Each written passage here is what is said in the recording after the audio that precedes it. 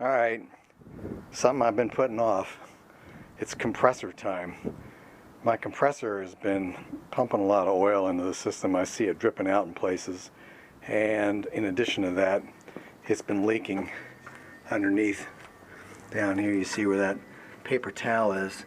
And so the gasket is bad where it mounts to the drive hub.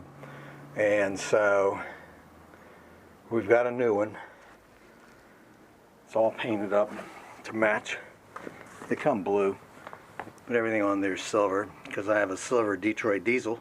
And anyway, so we're going to take it off and change it. So the first step is I have a really convenient little thing here. I have this petcock here at the bottom of the block that has a little tube that comes down like that, and I drain out the water. So I don't know if I'm going to reuse this antifreeze or not, but to keep it clean, I put it in a bag inside of a 5-gallon bucket so that it doesn't get contaminated with other things like oils and stuff that were in there. It keeps it clean, but it looks kind of dirty, so I'm probably going to change it anyway. But I have a couple things going on. I wanted to put new radiator hoses on. I put the top one on not long ago, and I never did the bottom one, so I need to do that. But I'm not sure I want to do it right now because I just discovered my radiator's got a little weep. It's been cold, and so maybe it's because of that. I want to drive it down to Florida on this trip, and hopefully it'll get there and get back. And if it looks like it's still leaking, then I guess that'll be the next project. It's been in there for probably 25 or 30 years, so we have to expect it to go bad sometime. So anyway, we're going to disconnect all the lines and pull the compressor off. Okay, so at this stage of the game, I thought I'd take a break because I'm having trouble getting this line off, so I thought I'd bring you up to date. So we removed the water inline, supply line to the head. So this is a water inline. This is a water outline. This is what I'm sort of struggling with a little bit right here. Is that one is the return to the crankcase line. Not crankcase, but to the block. And then we've removed the governor, which is down here, and that just fits on the side of the compressor like that. We'll replace that. And we removed the line, the feed line, the supply line off the top of the compressor that goes to the muffler up there. That's the muffler up there. We took that out. And then the last thing we did was the blue line there is the line that comes from the air cleaners up here down to the inlet over here, and that's what we've done so far.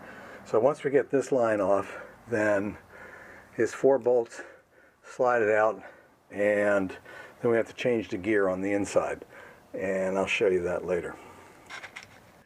Alright, so this is what it looks like when you get it off, and there's the gear drive in there that runs on the, I guess on the flywheel, and then the 4 bolts that hold the compressor on. The drain hole is this hole right here that the oil flows back in from the compressor to the crankcase, but that is what was leaking, I'm pretty sure, because I kept having all this oil come out down here, and so hopefully now we'll get that fixed. Then on top of that, this is the other end, and it has basically 3 parts. It has the gear drive that you just saw in there. It has this connecting hub, and then it has a fiber ring in there with the gears in it that connects to, and that's designed to shear off if anything happens to the compressor and the motor's still running. And so we have a new one of those ordered. You're supposed to replace those, although I have to say this one's in great shape and doesn't probably need to be replaced, but I don't want to take a chance, and you're supposed to do it, so it's on order, and hopefully will be here soon. So that's how it slides together, and this is not easy to get on here. It's a very, very tight fit, so when you do get it on, there you go, it slides in nicely, but might be a little challenging when we go to do it, put the compressor on, because it doesn't, I don't know, it weighs probably about 60 pounds or so. It's not real heavy. So that's what it looks like. So this is our new compressor, and it comes pretty much with none of these plugs in it. You have to put all the plugs in, and some of them you have to take off the old. They give you new ones for most of them. This one up here they didn't give us, and then these are the connections for the water lines and the air lines go over here. Those things are covered up right now to keep things clean. Anyway, the way this goes on here is that this hub fits on the shaft and it's pressed on there, and these threads, you need a puller to get the old hub out. Shouldn't reuse the old hub, you should always get a new hub. Anyway, so they're really tight and you have to have a puller, and these threads on this thing are number 8 metric extra fine thread. You can't find one of those bolts anywhere. I had to happen to have one around, and I needed a second one, and I looked and looked and looked, and I couldn't find anybody that sold a number 8 extra fine thread. Why that is that way, I have no idea, but that's the only bolt that I could find that would fit in there, and I don't have that set in my puller set. So you line the keyway up with the Woodruff key, and I'm going to tap it on a little bit with a socket and a hammer, and then I'm going to pull it in all the way with the air wrench. Now the only way you can get this off is with a pneumatic torque wrench, or handgun, and so an impact wrench is what I'm trying to say. So you cannot turn these things off because there's really no way to hold the thing from turning, the shaft from turning when you're doing that. But when you do it with a pneumatic wrench, it doesn't turn the shaft. It just bangs on it until it comes loose. So that's the trick. You're supposed to torque this down to 120 foot-pounds. I don't know how I'm going to measure that because I don't have a torque wrench or a torque setting on my air guns. So we'll try to get as close to that as we can. So this is what it looks like with the connecting hub gear in here, and it just slides in and slides out on both sides. So you put it in here, and then you put the compressor on the bus, and if you have to, you can bar the engine over to get it to line up, because this is about as tight a fitting as you can get. So the book shows that there's supposed to be a spring in here. Well, when I opened up the other one, there was no spring, and I didn't realize it at first, and I said, what the hell happened to the spring? Anyway, I got to thinking about it, and I said, well, if there's a spring in there, it would push this gear to one side or the other, and there would have to be an end inside here, but this is clean through, as you can see. So I imagine in an updated version, they've eliminated the spring now, and you just put this in like this. In the original version, this drive gear was this composite plastic, heavy type plastic material, and so was the gear on the drive inside the engine. Now the drive inside the engine is steel, and so you don't chip this when you put it on. You want to put this in first, slide it in, get it up against the steel gear in there, and then rotate the engine just a little bit to get them to line up, because you probably aren't going to be able to turn this, or I can't really turn that by hand, and you're not going to be able to reach in there and turn it, so it'll be hard to do. Anyway, so that's what it looks like with the nut on there. We torqued it down as good as we could. I'm sure it's in far enough because I measured it, and so the next step will be to clean things up and then put that together. This is the drain hole for the oil. You want to make sure when you put the gasket on there that you don't put any kind of silicone adhesive or anything like that around that will plug that up, because you don't want to do that. So I'm just using the gasket. I'll put it on the studs on there first. It has a little red band that I'll put toward the compressor, and then we'll slide the compressor on. Hopefully we won't damage it. I got an extra one anyway, just in case. So that's how this part of this looks, but it is updated from what's in the original 4106 book without the spring. In case you're interested, this is how this looks when it's on the engine, and of course the compressor would be sitting here, but I'm going to put this on the compressor and slide that in first on top of the studs, and we'll hope for the best. You know, while I'm fixing things, I'm trying to also fix a couple of leaks that I have. So one of them was the compressor, which was a pretty major leak, and I noticed that it was wet right in here between the head and the block, and I thought, oh man, I sure hope I'm not developing some sort of oil leak in the head gasket. And then I traced it back up here, and I went up here, and I went down here in the valley pan underneath of the blower. And these clamps connecting the blower drive shaft to the drive gear here get loose, these hose clamps. And I looked really close, and there was a drop of oil hanging from one of them, and that was the culprit. So if you got a lot of oil up there, that's one of the first places you want to look. I've tightened those things a couple of times over the years, and they are often the culprit. So I was cleaning this thing off, and I discovered something interesting, and I'm sure glad I did, honestly. I put the gasket on here just to see how it fit and looked, and when I did, I realized that this plate here that I think is for a oil pump for a standard transmission. I'm not sure what goes in there, but I think that the original configuration had an oil pump here. Anyway, this plate actually interferes with the base of the compressor, and so I took a look, and the two compressors, while they're the same number and everything, the old one has a corner shaved off right there below that mounting bolt, and the new one doesn't. So I guess I'm going to have to do some shaving before I put that in there, or it's not going to fit flush. And I'm sure glad I discovered that before I tried to put it in there the first time. But word to the wise, check that if you're doing this. So another oil leak is on this generator or alternator. And you can see a drop of oil under there, and it drips down here on the belt housing, or the housing for the torque converter on the transmission. And I hate that, but I'm not sure I want to pull that thing off. That thing weighs probably 175 pounds. And you got to take all this other stuff off of here to get to it. So I may just live with that part of it. It's not really too bad. Alright, so this kind of stuff makes me really nervous. I hate messing up new stuff, but it won't fit on there otherwise. So we have it trimmed off, and I'm wondering if I shouldn't dry fit it and just see how it works. It's a lot of work getting that thing on there, but anyway, I might do that. So that's trimmed, not too long, 5 minutes, with the grinding wheel. So I fit it on here dry without the gasket, and this tiny little corner there looks like it might need just a tad more, but other than that I think it looks pretty good.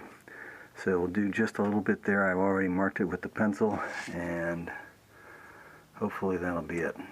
So now what I discovered is you probably don't have to do that if they put this plate on right. You see this end of the plate is rounded in, and all of these are rounded out, and I think that's what the problem was. Somebody put the plate on wrong, and it wasn't me, but that is the problem. So it wasn't the compressor, it's the plate is on wrong.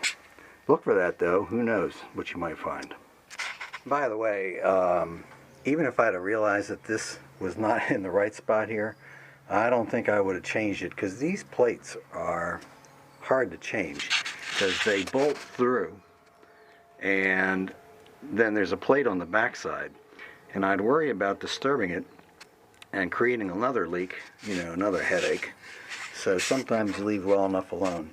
And as you can see, the primary part of the gasket goes around the inside of the stud, so it's away from there. I don't think it's going to cause, well, it was on there for years like that.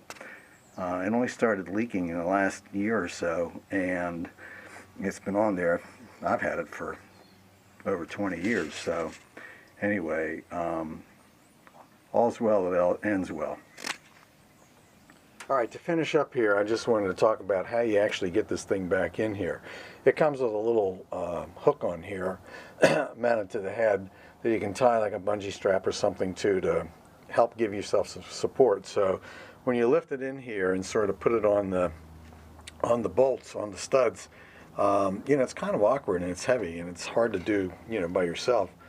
I'm getting old, so these things are getting heavier. But anyway, you put it in, you got none of the lines hooked up to it. The governor isn't on it, and so what you do is this gear is inside on the compressor, as I showed you earlier, and you have to get the hub that goes in between there that has similar mating teeth on the drive wheel on the inside.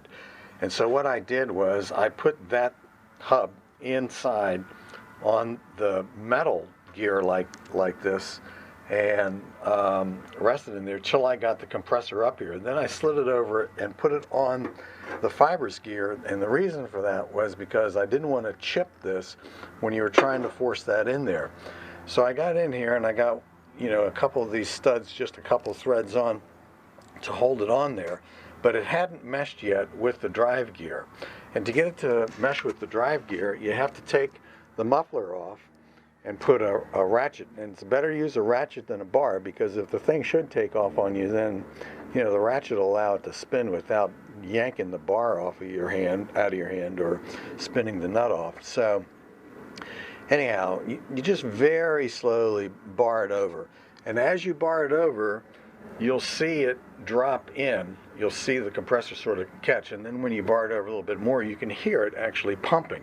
It makes a whoof whoof noise.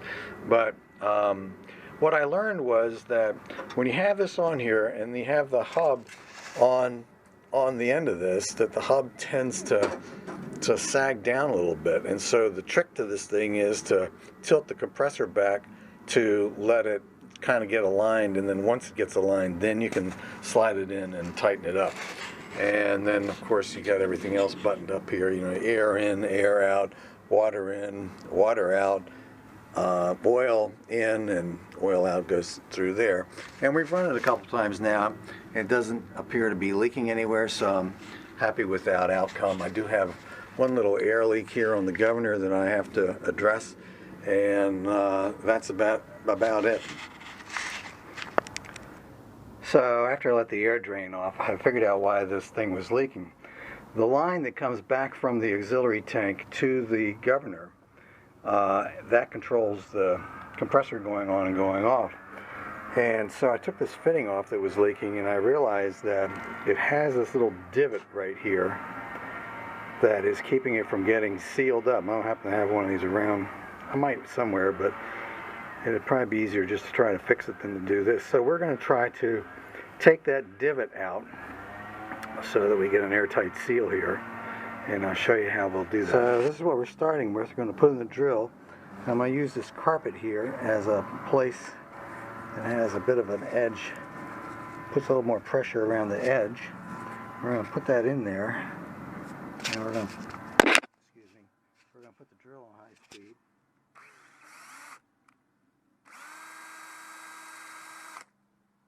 And find another spot. Oop, doesn't work like that. It'd be easier if I had two hands to hold the thing. Anyway, let's try.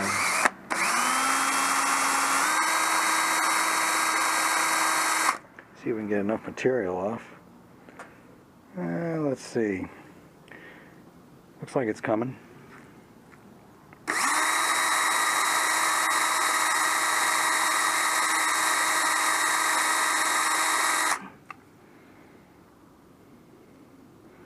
Yep, it's coming slowly. It's cheaper than buying a new one. Of course, they're not really expensive.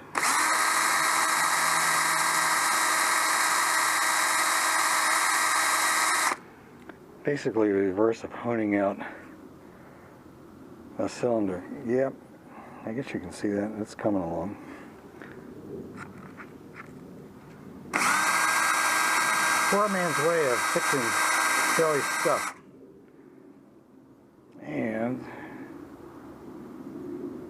we're almost there.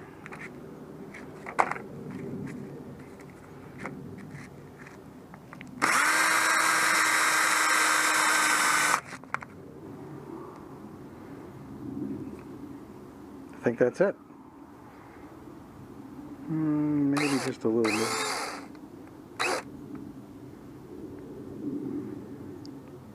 Pretty darn close. Okay. By the way, we also cleaned up the other end of this by taking a little scrubber pad and a Phillips screwdriver and screwing it in there and turning it around about 20 times and clean that up. So that looks nice and smooth. And now our end is nice and smooth here on our adapter, and we're going to screw it on and see if it works.